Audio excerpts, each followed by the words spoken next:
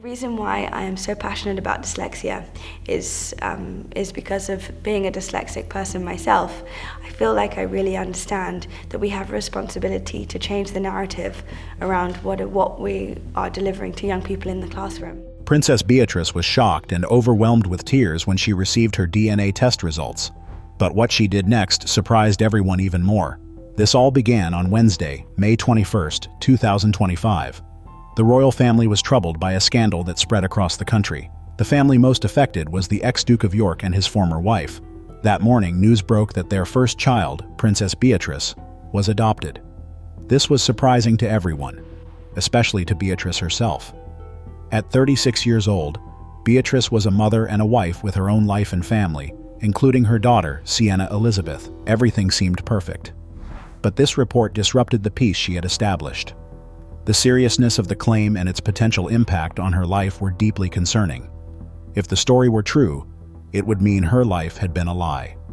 Stay with us until the end of this video to get the whole story. The scandal spreads. At dawn, the poison spread everywhere. Headlines blasted it in big letters. Radio stations replayed it endlessly. TV news anchors discussed it while sipping coffee. Social media exploded with theories, trolls, and worried comments. Crowds gathered at palace barricades hoping for a response, but the royal family stayed quiet, drawing in the chaos like a black hole. It consumed itself. Who started it? What hidden source whispered it first? Was there objective evidence or just rumors? Where were the loud voices that should have spoken up? The real trap. The piece confidently dangled exclusive information from unnamed family insiders, quickly to stir up the drama. This was not reporting, it was just igniting a fire. Beatrice? She exploded with anger. She shot up from her chair in the sunny room, jaw clenched and cheeks red. She paced on the fancy rug like a wild animal, grabbed her phone, skimmed through the flood of news, and then threw it down unanswered. She pulled open a drawer, dug out a wrinkled newspaper, glared at the bold Betrayal, and then shoved it back with a bang. She rushed to the French doors and threw open the curtains, only to flinch at the crowd outside, cameras eager as hunters. She slammed the door shut, shadows flickering on the silk. She walked back and forth, her heels breaking the silence like accusations. Aides came in with a tray of untouched tea and a memo and quickly left without speaking. The manor felt heavy under the pressure, portraits of serious ancestors with silent stares. The phone lines buzzed without end, but voices were lost. Beatrice's anger coiled tighter in the quiet, ready to snap. She walked in circles, searching for clarity, but truth hid away while the wind howled louder with every unanswered moment. She refused to back down. Grabbing her phone again, she quickly dialed the one person she trusted since childhood, her mom. "Hello, Mommy," she said, her throat tight. "You've seen it?" "Yes, darling, I've seen it," Sarah replied, her voice heavy. "What does it mean? Why are they saying this? Tell me it's not true." Silence filled the air, then Sarah spoke slowly. "Beatrice, don't let them disturb you. You know the press. They spin stories from whispers. They thrive on chaos. That's all this is." But her words felt weak against the storm around her. Beatrice ended the call, jumped up, and headed for the back terrace. She slipped into the garden, dodging the crowd in front, and turned the engine on. Destination: Windsor, her parents' home, where she planned to uncover the truth behind the mystery. Confrontation at Windsor. As Beatrice drove up the familiar gravel path to her family's home, she noticed it was unusually quiet. No cameras were clicking, and no delivery vans were waiting. The old stone house stood still, secured and calm, like it was holding its breath. Her parents had cleaned up the usual noise and left only silence.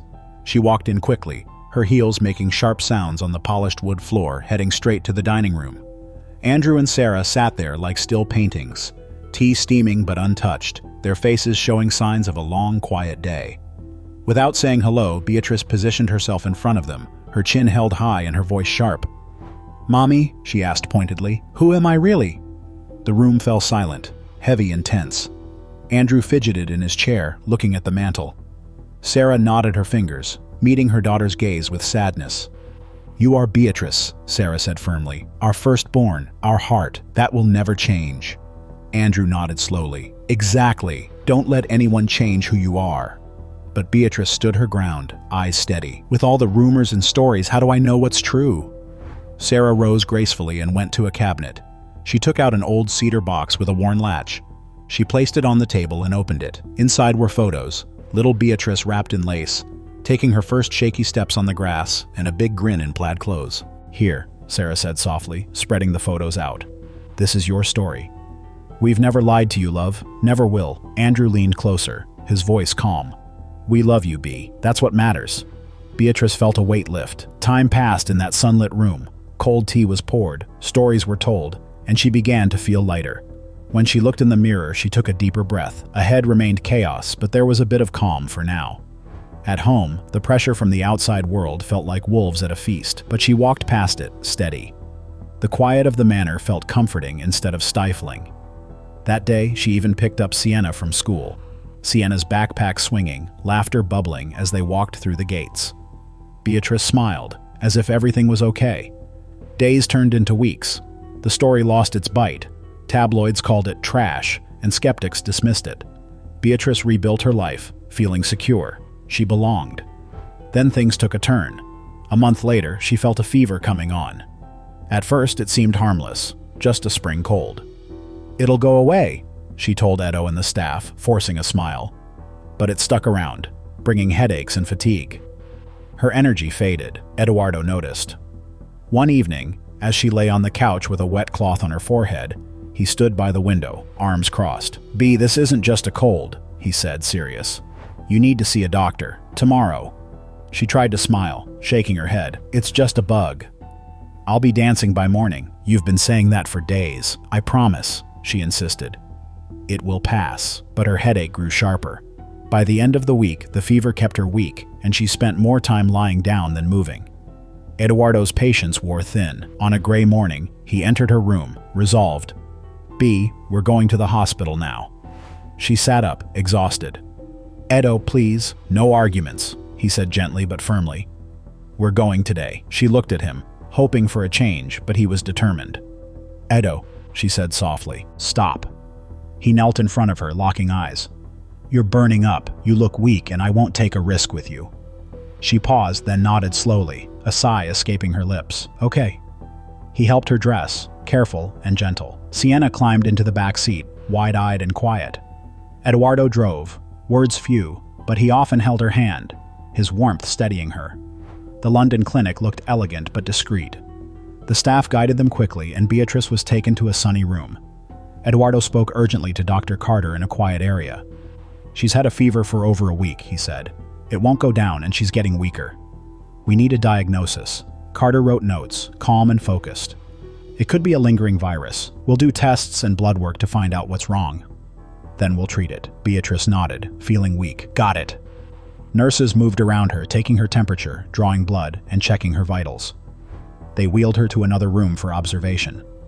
Eduardo stayed close, holding Sienna, whispering, "Mummy's tough." Hours passed. The medical team came in and out, questions and checks filling the time. For the first time, she felt the possibility of answers. But their expression shifted from relief to concern when they returned, breaking her fragile sense of calm again. The crushing diagnosis. Beatrice was in the London clinic with a fever and bad headaches. After a week, she noticed odd blotches on her skin and bruises on her arms that appeared for no reason. Nurses saw that she got out of breath easily, and her body shook. On the 5th day, Dr. Carter came in with important news. "Your blood counts are very low. This condition is called pancytopenia, which means your bone marrow is not working properly." Eduardo asked, "What does this mean for my wife?" Carter explained, "Her bone marrow isn't making enough blood cells. This causes her fever, bruising, and tiredness. She might have aplastic anemia. This is serious, but we can take action." Beatrice looked worried and said, "How could this happen? I eat well, exercise, and avoid bad habits. I'm only 36. Why is this happening to me?" Carter moved closer and reassured her. "I understand your fear. This can happen unexpectedly. But it's not the end. Bone marrow problems can be treated and many people recover. You're young and otherwise healthy, which helps. We need to find a donor for a transplant to replace the faulty cells with healthy ones. Family members are usually the best match. We will start by taking samples from them." Beatrice's eyes filled with tears as she whispered, "A donor?" Carter nodded, showing the urgency of the situation. "Family is our best choice. We'll get their samples for quick results." A heavy silence filled the room. Beatrice breathed shallowly as Eduardo held her hand. Carter asked, "Are your parents coming in tomorrow?" Beatrice nodded weakly. Yes, please. That evening, Eduardo contacted her parents, Andrew and Sarah. They were shocked but promised to come the next day. They entered the clinic's side entrance the following morning to avoid the busy areas. Sarah rushed to Beatrice's side and took her hand. You're not alone anymore. Andrew leaned down to reassure her, saying, You'll get through this, bae. A nurse entered to do the routine blood draw. Sarah went first, filling a vial without flinching. Andrew followed, tense but silent. The nurse left with the samples and promised results in a few days. Beatrice felt guilty for involving her family. Don't say that, Sarah said, brushing Beatrice's hair aside. We're here for you. Carter returned to discuss options for finding a match. When Eduardo asked if there wasn't one, Carter emphasized that many people outside are willing to help. As night fell, Eduardo read softly to Beatrice while the machines hummed. She felt comforted, but anxious. What if? She whispered. Then we'll face it together, Eduardo assured her. 3 days later, Carter returned with results. There's no match. Neither parent can donate. Shock filled the room. Beatrice gasped. What? That's not possible. Carter explained that this could happen, but family connections are essential. Andrew demanded to know the alternatives. Carter, calm yet firm, reassured them. We can search global donor banks and cord blood registries. Your age is a plus. We have options. A glimmer of hope. Beatrice spent long days in the clinic while her parents visited her, looking tired and worried. Outside, people talked about cursed bloodlines, but inside, they focused on finding one match to save her. After a week, Carter came in with good news. We found a match, he said, relieving the room. An anonymous donor from the global registry was available. Beatrice felt grateful and comforted as Eduardo held her hand, smiling hopefully. They acted quickly. Grace Thompson, who worked with the registry, arrived early one morning to donate blood. Beatrice lay still while Eduardo held her hand tightly. The fourth connected them, symbolizing hope. Hours later, Carter smiled. It went well. Now we wait. As days passed, Beatrice began to heal. She regained her strength, and her bruises faded. After 2 weeks, Carter said, It's working. You're healing. Despite this, Beatrice felt uneasy about the mismatched results from her past. One night, she spoke to Carter privately. Doctor, I need to know everything, she insisted. Despite his concerns, she urged him to run a DNA test. After anxiously waiting, the results came back. No biological connection. The final confrontation. That night, Beatrice called her parents to her bedside, holding the envelope tightly. She looked into their eyes and asked, Mommy, Daddy, who am I really? Her voice shook as she continued.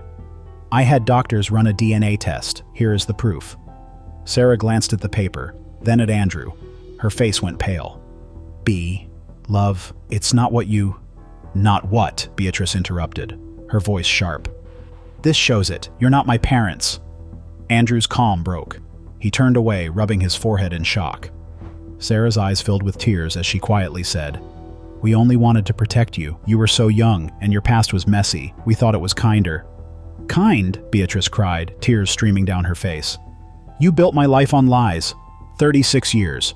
Every happy moment and every sorrow was based on pretending. The room was filled with heavy silence, and no words could heal the pain. Days blended after her discharge. Beatrice felt lost in her sunlit sitting room, the truth weighing heavily on her. As evening came, she called Eduardo. Her voice was cold. I'm done, she said. He hesitated. Done with what? The pretense. Her bitterness showed. I spent years defending my dad's problems and pretending everything was fine, only to find out it was all fake. Hold on. Edo's voice softened. They loved you deeply. Blood or not, that matters. But Beatrice felt too betrayed to accept that. Some wounds are too deep to heal. So, was Beatrice right to break the silence and face the truth? Share your thoughts below. If you found this story of secrets and struggles interesting, like, share, and subscribe for more stories and surprises. Don't miss the next video. Join us. You won't regret it.